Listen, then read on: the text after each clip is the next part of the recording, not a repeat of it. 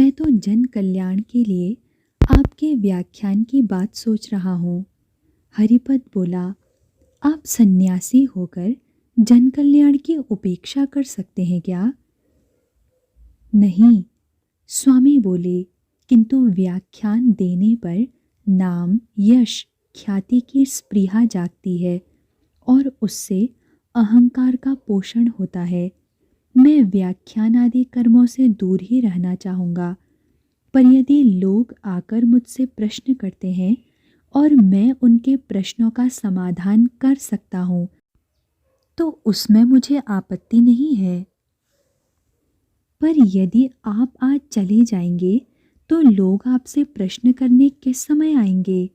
हरिपद धीरे से बोला, आप आज न जाएं स्वामी जी। स्वामी हंसे।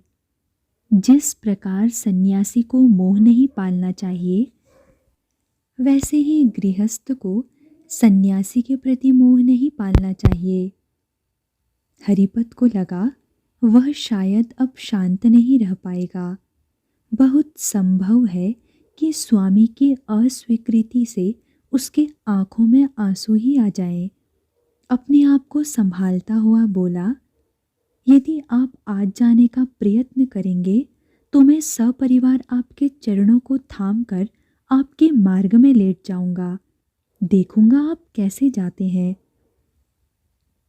स्वामी कुछ देर शांत बैठे सोचते रहे और फिर धीरे से बोले, तुम मेरा मोह बढ़ाकर ही रहोगे। अच्छा, आज मैं रुक जाता हूँ, किंतु कहे देता हूँ कि 2 दिनों से अधिक नहीं रुकूंगा। उसके पश्चात चाहे तुम मेरे पैर पकड़कर लेटो या कुछ और करो, मैं रुक नहीं पाऊंगा, और इस बात का तुम बुरा भी नहीं मानना।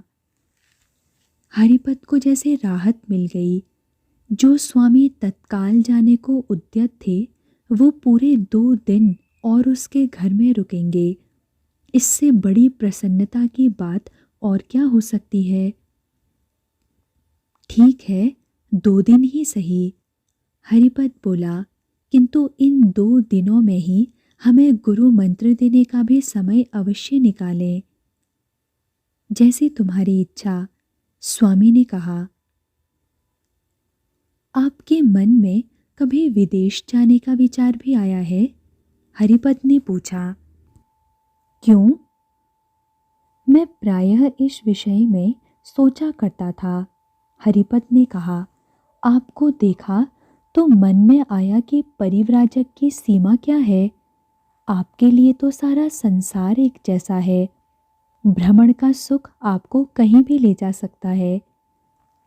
स्वामी हरिपद को देखते रहे और फिर धीरे से बोले, परिव्राजक के लिए भ्रमण केवल भ्रमण सुख के लिए नहीं है। उसका लक्ष्य केवल एक है, ईश्वर की खोज। वही शायद मुझे विदेश भी ले जाए। हरिपद को लगा कि यह कहते हुए स्वामी की मुद्रा कुछ और ही हो गई है। वे सामान्य व्यक्ति नहीं रह गए हैं, जैसे इस संसार के जीव ही ना हो। कहाँ? उसके मुख से अनायास ही निकला, मैंने सुना है कि अमेरिका के नगर शिकागो में एक धर्म संसद हो रही है। संभव है कि मुझे उसमें जाना पड़े। हरिपद की दृष्टि स्वामी के चेहरे की दीप्ति से बंध गई। वह चेहरा उसे वैदिक काल के किसी ऋषि के से तेज से चमकता लग रहा था। वे कह रहे थे कि संभव है कि उन्हें जाना पड़े। पड़े का क्या अर्थ था? क्या कोई और उनको बाध्य कर रहा था कि वे वहां जाएं? कौन है वह जो उन्हें बाध्य कर रहा है? वह कोई सांसारिक शक्ति तो नहीं हो सकती। और सहसा स्वामी सजग हो गए। मेरी इच्छा धर्म संसद में जाने की है, पर जाने के लिए काफी धन की आवश्यकता है, जिसका प्रबंध मेरे पास नहीं है। हरिपद के मन में उत्साह जागा। आप तैयारी करें, हम इस काम के लिए सारे नगर में से चंदा इकट्ठा कर सकते हैं। किंतु हरिपद का उत्साह स्वामी को प्रोत्साहित नहीं कर सका। नहीं पुत्र, अभी नहीं। पहले मुझे रामेश्वरम जाना है। मैंने उस तीर्थ के दर्शन करने का प्रण कर रखा है। चले जाइएगा, इतनी जल्दी भी क्या है? हरिपद ने कुछ विनोद के स्वर में कहा। न रामेश्वरम कहीं भागा जा रहा है और न आपका प्रण टलने वाला है। यदि मैं इस प्रकार रुकता रुकता चलूंगा तो शायद वहां कभी भी नहीं पहुंच पाऊंगा। कैसे जाएंगे? पैदल? सन्यासी पैदल ही जा सकता है। हाथी घोड़े तो मेरे पास है नहीं। आपके पास हाथी घोड़े नहीं है, किंतु सरकार के पास रेलगाड़ी है। हरिपद बोला, कृपया उसका सदुपयोग करें। उसकी टिकट में भी पैसे लगते हैं। जानता हूँ, हरिपद बोला, आपके लिए टिकट मैं ले आऊँगा। स्वामी मुस्कुराए। तो मैं रेलगाड़ी में चला जाऊँगा। क्षण भर बाद हरिपद ने पूछा, यहाँ से सीधे रामेश्वरम जाएंगे? नहीं, यहाँ से गोवा जाने का विचार है। स्वामी ने रुककर उसकी ओर देखा। डॉक्टर वीवी शिवगांवकर को जानते हो? बेलगांव में उन्हें कौन नहीं जानता। बेलगांव के अत्यधिक प्रमुख नागरिक हैं। मैंने उनके सम्मुख गोवा देखने की इच्छा प्रकट की थी। स्वामी ने कहा। उन्होंने मडगांव में अपने एक विद्वान मित्र सुब्रॉय नायक को लिखा कि वे मेरी देखभाल करें। तो आपको मडगांव तक का टिकट ला दूं? हरिपद ने पूछा। पणजी में तो रेल का स्टेशन है नहीं। यही ठीक रहेगा। स्वामी गाड़ी के डिब्बे में बैठ गए तो हरिपद ने अपना सिर उनके चरणों में रख दिया। आज से पहले मैंने कभी श्रद्धा और भक्ति से आपूर्त मन से इस प्रकार किसी को प्रणाम नहीं किया है। आपको प्रणाम करने का ऐसा अवसर पाकर मैं स्वयं को धन्य मान रहा हूँ। स्वामी ने आशीर्वाद बरसाता अपना हाथ उसके सिर पर रख दिया। गाड़ी चली तो स्वामी ने धीरे से कहा, डॉक्टर शिरगांवकर को सूचना दे देना कि मैं गोवा के लिए चल पड़ा हूँ। स्टेशन से लौटते हुए मार्ग में ही हरिपद डॉक्टर शिरगांवकर को सूचित करता आया कि स्वामी गोवा चले गए हैं। घर में घुसते ही उसे बहुत भयंकर सा खालीपन लगने लगा था। पूर्ण रिक्ति, खोखलापन। घर क्या था, किसी विधवा की उजड़ी हुई मांग थी। सोनी सोनी घर का सारा वैभव लुट गया था। सारी श्री उजड़ गई थी।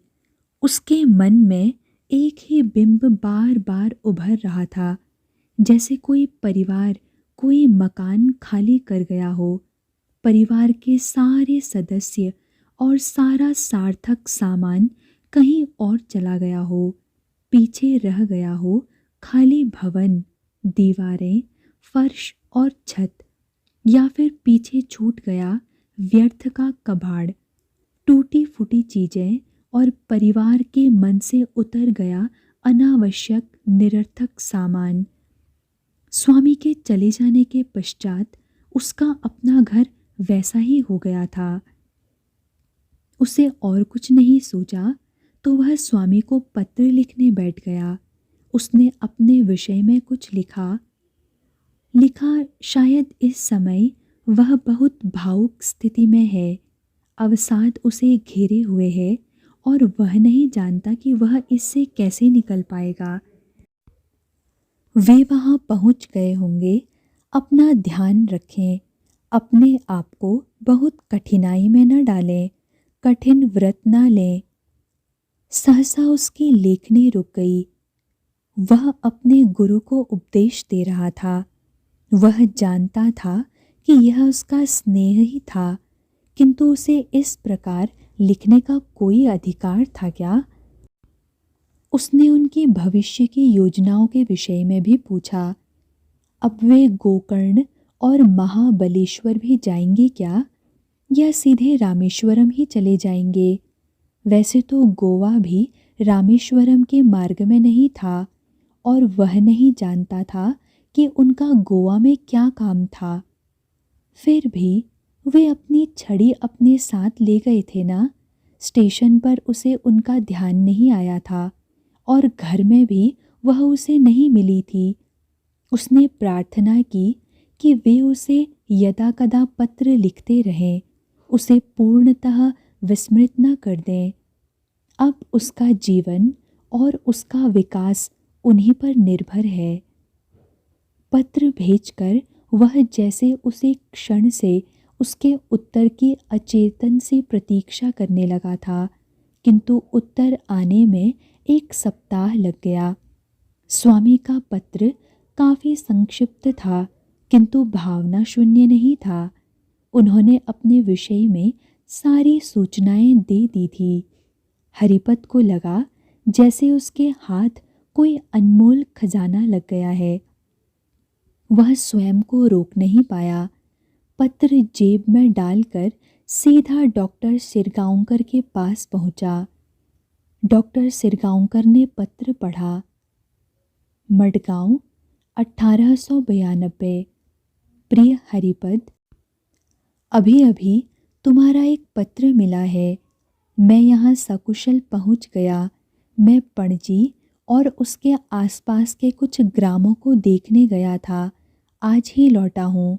गोकर्ण, महाबलेश्वर और अन्य स्थानों के दर्शन की इच्छा का मैंने परित्याग नहीं किया है। कल प्रातः ही गाड़ी से मैं धारवाड़ जा रहा हूँ। मैं छड़ी साथ ले आया हूँ। डॉक्टर यागदेकर के मित्र ने मेरा बड़ा आतिथ्य किया। भाटे तथा अन्य लोगों को जो वहाँ हैं, मेरा अभिवादन कहना। भगवान तुम और तुम्हारी धर्मपत्नी पर आशीर्वाद की वर्षा करें। पणजी नगर बहुत ही साफ सुथरा है। यहाँ के अधिकतर ईसाई साक्षर हैं और अधिकांश हिंदू निरक्षर हैं। तुम्हारा सस्नेह सच्चिदानंद।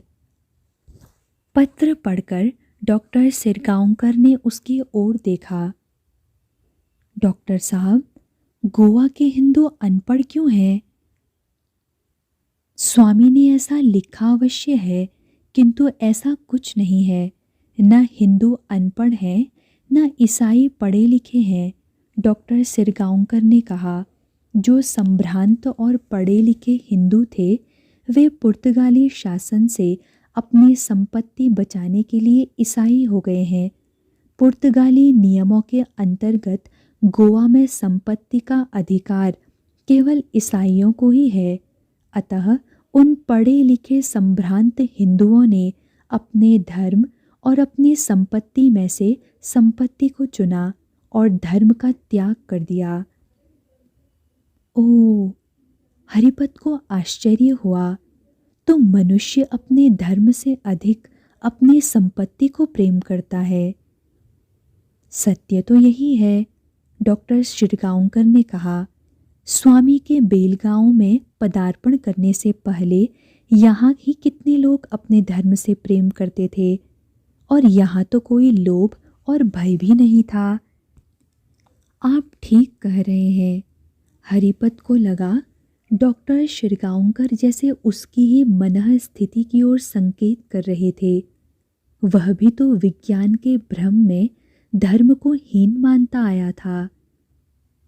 ये डॉक्टर यागदेकर कौन है? सहसा हरिपद ने पूछा। मेरे मित्र हैं, डॉक्टर शिरगांवकर ने कहा। मैंने ही कहा था कि गोवा के सुब्रॉय लक्ष्मण नायक मेरे मित्र डॉक्टर यागदेकर के मित्र हैं। मैं समझता हूँ कि वे उन्हीं की चर्चा कर रहे हैं।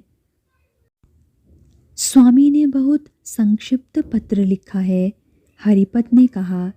कितना अच्छा होता यदि वे विस्तार से सब कुछ लिखते, पर शायद उनके पास इतना समय नहीं रहा होगा। डॉक्टर शिरगांवकर हंसे। मित्र महाशय, पत्र की यह संक्षिप्तता आपके गुरु की महानता का प्रमाण पत्र है। मैं समझा नहीं। उन्होंने अपने पत्र में जो कुछ लिखा है वह सत्य ही लिखा है, किंतु वहाँ जो कुछ घटित हुआ है वह इससे कहीं अधिक है। उनके स्थान पर मैंने अथवा आपने यह पत्र लिखा होता तो आत्मगौरव में सैकड़ों पृष्ठ लिखे होते। हरिपत चुपचाप उनकी ओर देखता रहा। जो सूचनाएं मुझे मिली हैं उनके अनुसार जब स्वामी मडगांव के रेलवे स्टेशन पर उतरे तो देखकर चकित रह गए कि उनके स्वागत के लिए सैकड़ों लोग आए हुए थे। वे तो चुपचाप निकल जाना चाहते थे, किंतु वहाँ तो एक समारोह का सा वातावरण था। ईसाई पुर्तगालियों के दबाव में वहाँ के हिंदुओं का दम घुट रहा था। अतः एक विद्वान हिंदू सन्यासी के गोवा आगमन को उन्होंने एक धार्मिक उत्सव का सा रूप दे दिया था। यह उनका धर्म प्रेम भी था और अपने विदेशी विधर्मी शासकों के प्रति विद्रोह का उद्घोष भी। पर गोवा में यह सूचना पहुंची कैसे? सूचना तो मैंने ही भिजवाई थी कि एक अत्यंत विद्वान सन्यासी आ रहे हैं, उनका स्वागत सत्कार करना। यह नहीं कहा था कि उनकी शोभा यात्रा निकालना और नगर में धर्म का आंदोलन चलाना। पर वहाँ के हिंदुओं के मन में आया और उन्होंने कर दिया।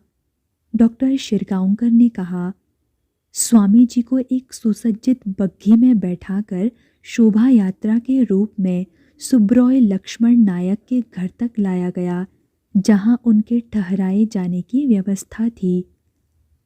सुब्रॉय लक्ष्मण नायक 400 वर्ष पहले पुर्तगाल से गोवा आए धर्मांध ईसाइयों ने मडगांव के ग्राम देवता श्री दामोदर के मंदिर का ध्वस्त कर हिंदुओं की पूजा अर्चना और सारे पर्व त्योहारों पर प्रतिबंध लगा दिया था।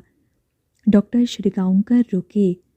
आप जानते हैं कि मडगांव का प्राचीन नाम मठग्राम था? अरे, मैंने तो कभी इस विषय में सोचा ही नहीं।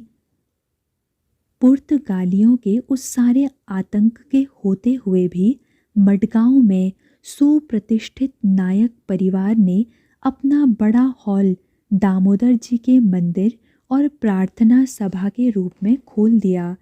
तब से मडगांव के निवासी उसे ही अपना मंदिर मानते हैं। इसी कुल में 1854 में सुब्रॉय का जन्म हुआ। उन्होंने घर पर पुर्तगाली, फ्रेंच तथा लैटिन सीखी, फिर संस्कृत पढ़ी। नीलकंठ भट्ट जंभोटकर ने उन्होंने न्याय, मीमांसा, वेदांत, वैद्यक तथा ज्योतिष आदि शास्त्रों का गहन अध्ययन किया। वेदांत और आयुर्वेद में उनकी विशेष गति थी। युवावस्था में ही दूसरी पत्नी का भी देहांत हो जाने के कारण वे पूर्णतः समाज सेवा में प्रवृत्त हो गए। निर्धन रोगियों की निःशुल्क चिकित्सा करते हैं। एक मराठी विद्यालय की स्थापना की है। 1882 में गोवा मित्र नामक एक मराठी मासिक का प्रकाशन आरंभ किया। हिंदू सार्वजनिक सभा की स्थापना की। एक वाचनालय चलाया। डॉक्टर श्रीगांवकर ने कहा, थोड़ी सी चर्चा से ही सुब्रॉय नायक स्वामी की मेधा, विद्या और ज्ञान से अभिभूत हो गए। तब स्वामी ने सुब्रॉय नायक को बताया कि वे एक विशेष उद्देश्य से गोवा आए हैं। पर उन्होंने मुझे तो कुछ नहीं बताया था। हरिपत ने कहा, मुझे भी नहीं बताया था। क्या उद्देश्य था उनका?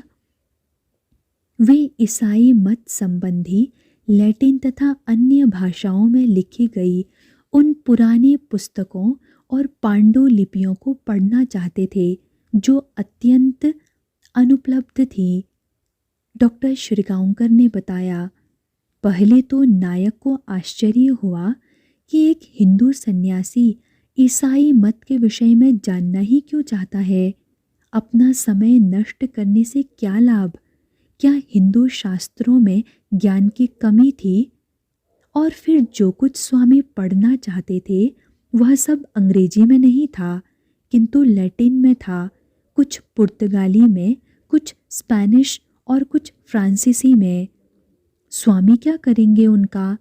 उन्होंने स्वामी से धर्म और ईश्वर चर्चा आरंभ की।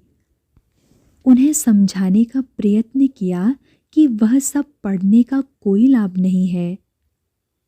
स्वामी समझ गए, सुब्रॉय नायक समझ गए कि स्वामी अपने ईश्वर को केवल हिंदू शास्त्रों तक ही सीमित नहीं मानते, वे ईश्वर को प्रत्येक कोण से जानना चाहते हैं।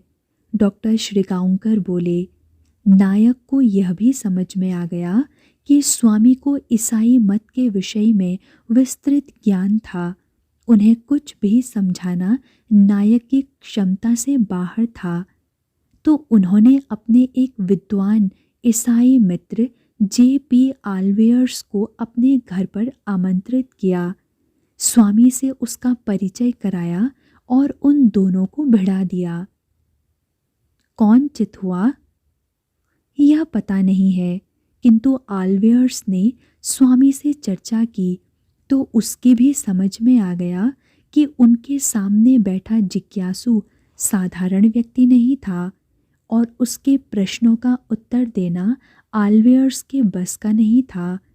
उसने स्वामी को बताया कि उनके प्रश्नों के उत्तर तो शायद मिल जाएंगे, किंतु वह सामग्री लैटिन में है। स्वामी ने कहा कि वे यह जानते हैं, किंतु इसका उतना महत्व भी नहीं है। लैटिन का कुछ ज्ञान उन्हें है, कुछ वे काम चला लेंगे, किसी जानकार से अनुवाद करवा लेंगे, किसी की सहायता ले लेंगे। भाषा उनके मार्ग की बाधा नहीं हो सकती। स्वामी के मार्ग में कोई चीज बाधा नहीं हो सकती। हरिपत ने जैसे अपने आप से कहा, उनका संकल्प बाधाओं के पर्वतों को रेणु में बदल देता है। आल्वेयर्स स्वामी के व्यक्तित्व और ज्ञान से इतना प्रभावित हुआ कि उसने तत्काल ही उनके रहने का प्रबंध राचोल के मठ में करवा दिया। यह मठ गांव के 4 मील दूर था और गोवा में धर्म ज्ञान का सबसे पुराना मठ था। लैटिन के प्राचीन और महत्वपूर्ण ग्रंथ तथा पांडुलिपियां वहीं संग्रहित की जाती थी। तो स्वामी ने जो लिखा है कि वे पणजी के आसपास के ग्राम देखने गए थे, वे ग्राम राचोल में ही थे। हरिपत उल्लासित मुद्रा में आ गया था। इसीलिए तो मैंने कहा कि स्वामी ने आत्मगौरव नहीं गाया, बस ग्रामों में जाने की सूचना भर दे दी। डॉक्टर शिरगांवकर ने कहा, स्वामी ने उस मठ में ईसाइयों के साथ ईसाइयों के समान 3 दिन व्यतीत किए। महत्वपूर्ण ग्रंथों का मनोयोग से अध्ययन किया। मठ के छात्रों, पादरियों और फादर सुपीरियर तक से धर्म चर्चा की और इस सीमा तक की कि उनके ईसाई मत संबंधी गहन और अद्भुत ज्ञान को देखकर वहाँ के सबसे बड़े धर्म ज्ञाता फादर सुपीरियर भी चकित रह गए। कहना चाहिए कि स्वामी के ज्ञान के सम्मुख नतमस्तक हो गए। उन लोगों ने बड़े सम्मान और समारोह के साथ उनको अपने मठ से विदा किया और फिर भी आने का निमंत्रण दिया। स्वामी मडगांव लौट आए? हाँ, वे मडगांव लौट आए। वहीं से तुम्हें वह पत्र लिखा जो तुम्हें आज मिला है।